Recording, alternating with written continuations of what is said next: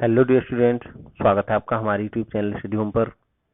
Students, NCERT maths के इस video में आज हम क्लास 8 का चैप्टर नंबर 2 एक्सरसाइज 2.2 का पार्ट 2 करेंगे। इससे पहले के वीडियो में हम एक्सरसाइज 2.2 का पार्ट 1 कर चुके हैं, जिसमें हमने क्वेश्चन नंबर 1 से क्वेश्चन नंबर 7 तक को सॉल्व किया था, और आज के इस वीडियो में हम क्वेश्चन नंबर 8 से लास्ट तक सॉल्व करेंगे। तो दोस्तों, 8वां क्वेश्चन है, 3 लगातार पूर्णांक बढ़ते क्रम में लेकर उन्हें क्रमशः 2, 3 और 4 से गुणा कर योग करने पर योगफल 74 प्राप्त होता है, तो तीनों पूर्णांक ज्ञात कीजिए। तो स्टूडेंट्स, जैसे कि क्वेश्चन में कहा गया है कि 3 लगातार पूर्णांक बढ़ते क्रम में लेकर, तो अगर 3 लगातार पूर्णांक लेने हैं हमें बढ़ते क्रम में, तो हम लेंगे उन्हें x+1 और x+2।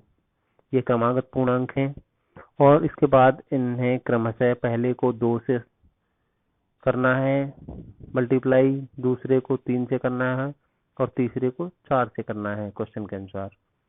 तो प्रश्न के अनुसार क्या करेंगे, हम 2 × x करेंगे, +3 × x+1 करेंगे, और 4 × x+2 करेंगे। और जब हम तीनों को जोड़ेंगे, पहला पूर्णांक, दूसरा पूर्णांक और तीसरा पूर्णांक, इन तीनों को जोड़ेंगे मल्टीप्लाई करके, तो योगफल आता है 74 क्वेश्चन के अनुसार। तो इनको हम सॉल्व करके लिखेंगे। 2 × x हो जाएगा 2x, और 3 से मल्टीप्लाई होगा x+1 में, तो 3x+3 आएगा, और 4 से मल्टीप्लाई होगा x+2 में, तो 4x+4 2 जा 8 आएगा, = 74। जोड़ देंगे 2x, 3x और 4x को, तो ये हो जाएंगे 2, 3, 5 और 4 9x, प्लस 3 को और 8 को जोड़ देंगे, 3 और 8 11 हो जाएंगे, ये हो जाएगा 74। 9x को लेफ्ट हैंड साइड में रखेंगे, 11 को भेज देंगे 74 की तरफ, तो ये इधर आके घट जाएगा। तो 9x बराबर हो जाएगा 74 में से 11 घटेगा तो बचेगा 63, और x की जब हम वैल्यू निकालेंगे, x की वैल्यू निकालने के लिए हमको 9 से डिवाइड करना होगा दोनों तरफ, तो 9x/9 हो जाएगा और 63/9 हो जाएगा। 9 से 9 कट जाएगा, यहाँ पे x बचेगा, और 9 से ये 63, 9 7 63, 7 बार कटेगा, x बराबर 7, x बराबर 7 आ गया। तो हमारे पूर्णांक क्या होंगे, हमने पूर्णांक माना था x, x+1 और x+2 को, तो x की वैल्यू हमारे पास 7, x+1 हो जाएगा 7 + 1 बराबर 8, और ये हो जाएगा 7 + 2 यानी 7 और 2 9, 3 पूर्णांक हो गए 7, 8 और 9। दोस्तों, अगला सवाल है, राहुल और हारून की वर्तमान आयु में अनुपात 5:7 है। 4 वर्ष बाद उनकी आयु का योग हो जाएगा 56 वर्ष। तो उनकी वर्तमान आयु क्या है, ये हमें पता करना है। तो मान लेंगे, हम माना उनकी वर्तमान आयु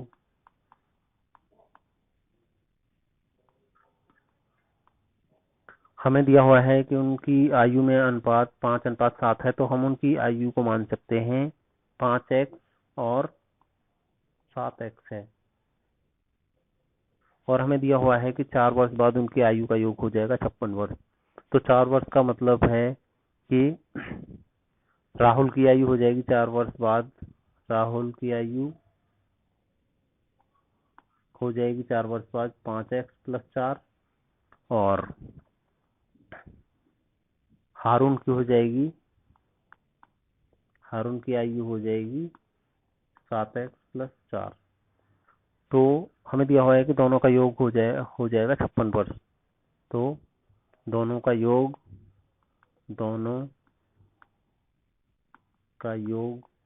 करने पर क्या हो जाएगा 56 वर्ष, यानी कि 5x + 4 + 7x + 4 जब दोनों को जोड़ेंगे तो ये हो जाएगा 56 वर्ष।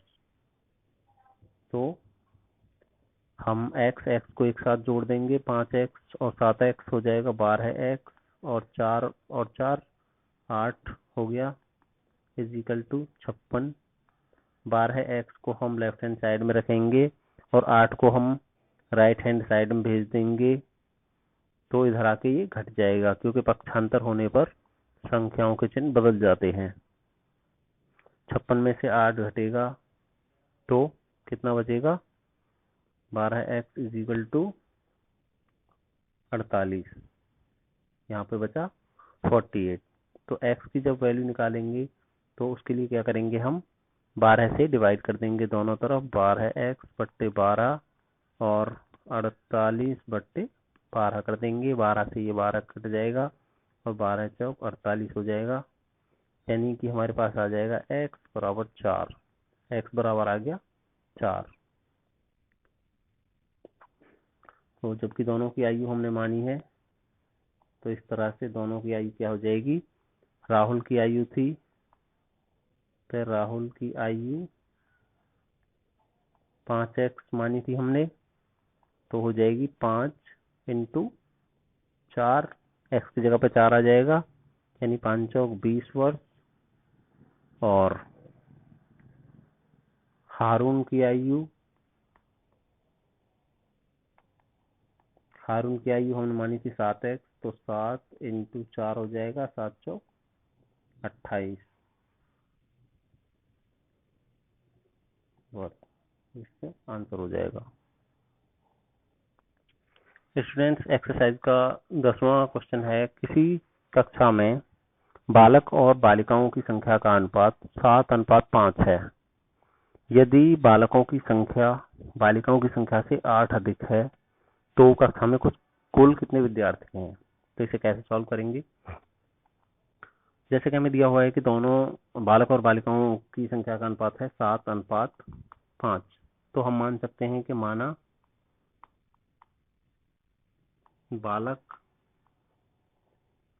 बालकों की संख्या है 7x और बालिकाओं की संख्या है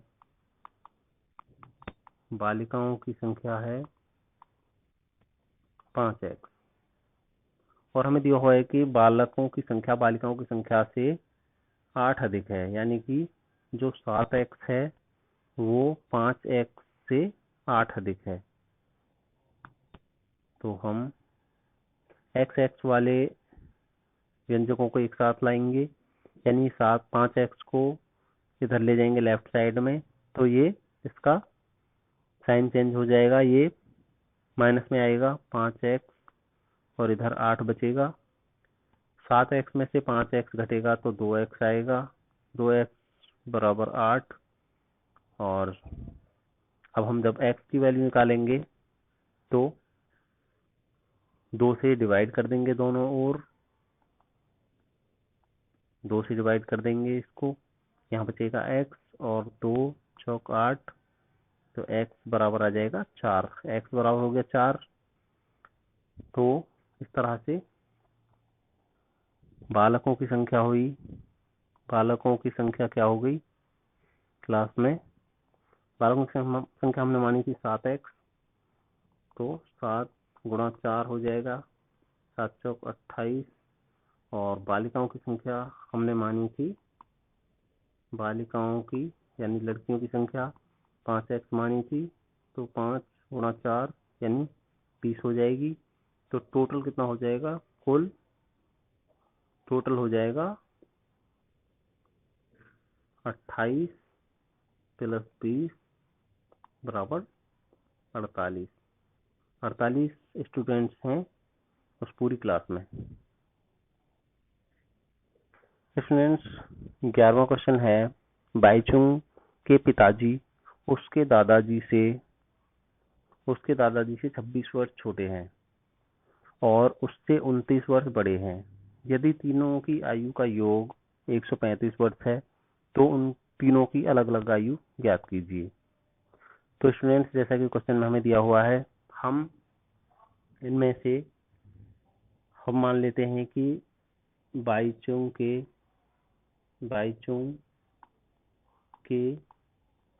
पिताजी की आयु है x वर्ष और क्वेश्चन में दिया हुआ है कि उसके पिताजी उसके दादाजी से 26 वर्ष छोटे हैं। तो उसके दादाजी की उम्र हो गई, दादाजी की आयु हो गई,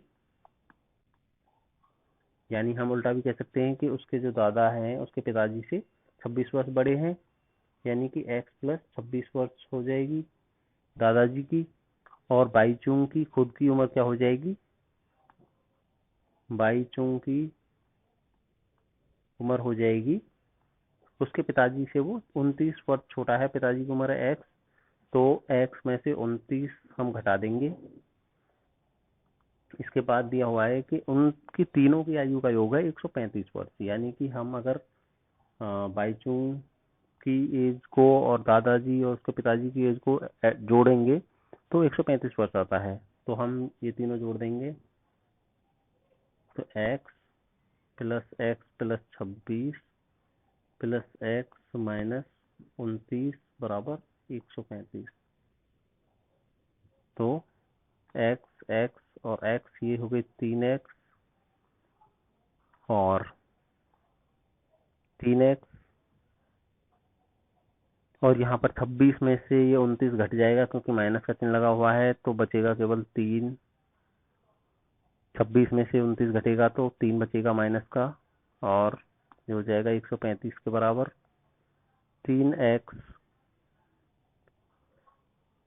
3x बराबर,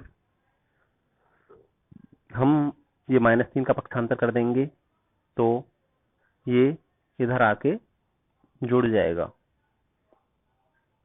135 में 3 आके जुड़ जाएगा क्योंकि इसका चिन्ह चेंज हो जाएगा, यहाँ पे माइनस का है लेफ्ट हैंड साइड में, जब राइट हैंड साइड में भेजेंगे तो ये प्लस का हो जाएगा। तो 135 और 3 हो गए 138। अब हम जब x का मान निकालेंगे तो इसके लिए 3 से डिवाइड कर देंगे दोनों तरफ, 3x/3 और 3 से ये 3 कट जाएगा और ये 3 से कटेगा, 3 चौक 12 और 3 छिंग 18। x इज इक्वल टू हो जाएगा 46, 3 छिंग 18 46, x इज इक्वल टू हो गया 46 वर्ष। तो हम देख सकते हैं कि उसके जो पिताजी की उम्र हो गई, उसके पिता की उम्र हो गई, पिता हो गए उसके 46 वर्ष के,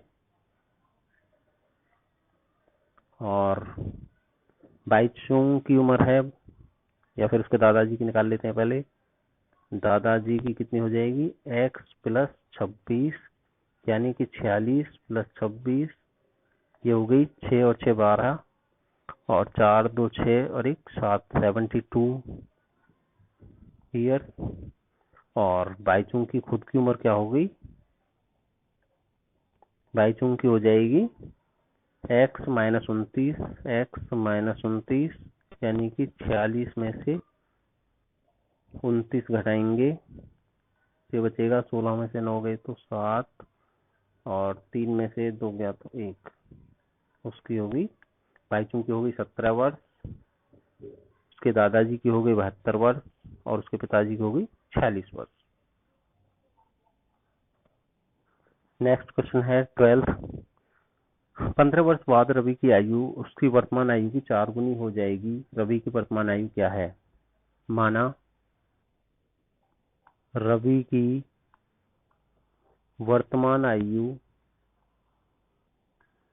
हमने मान ली x वर्ष है और ये कह रहा है 15 वर्ष बाद। 15 वर्ष बाद का मतलब हो गया कि x में हम 15 जोड़ेंगे, ये 15 वर्ष बाद की उम्र हो गई उसकी, और जो कि हो जाएगी उसकी उम्र की जो वर्तमान आयु है उसकी 4 गुनी हो जाएगी, यानी कि x की 4 गुनी, 4 इंटू एक्स, यानी x plus 15 is equal to 4x हो जाएगा। यहाँ पे x को एक तरफ लाएंगे, हम x को राइट हैंड साइड में ले आएंगे, यहाँ पे 15 बचेगा, 4x माइनस x हो जाएगा, तो यहाँ पे 3x बचेगा 15, और जब हम x की वैल्यू निकालेंगे तो उसके लिए हम 3 से डिवाइड कर देंगे दोनों तरफ, यानी 15/3 और 3x/3, 3 से 3 ये कट जाएगा, 3 से इधर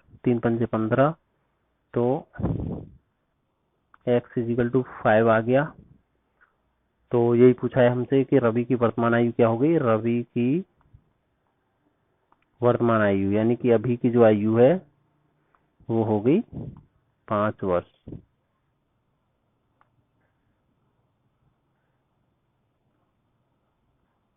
नेक्स्ट है क्वेश्चन नंबर 13। एक परिमेय संख्या को 5/2 से गुणा कर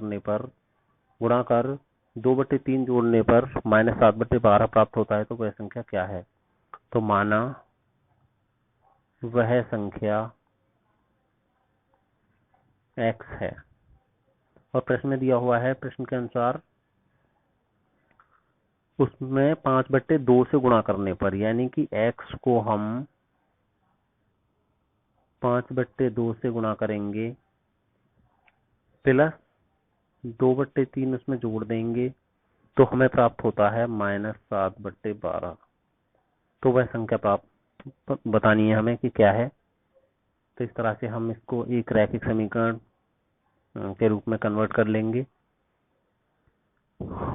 x में 5/2 से मल्टीप्लाई होगा तो ये हो जाएगा 5x/2, और ये जो 2/3 है इसको हम पक्षांतर कर देंगे, -7/12 माइनस हो जाएगा 2/3, क्योंकि 2/3 का चिन्ह इधर आके बदल जाएगा, माइनस का हो जाएगा, क्योंकि पक्षांतर करने पर संख्याओं के चिन्ह बदल जाते हैं। अब -7/12 और -2/3 को हमें सॉल्व करना है। 12 और 3 का सबसे पहले एलसीएम लेंगे।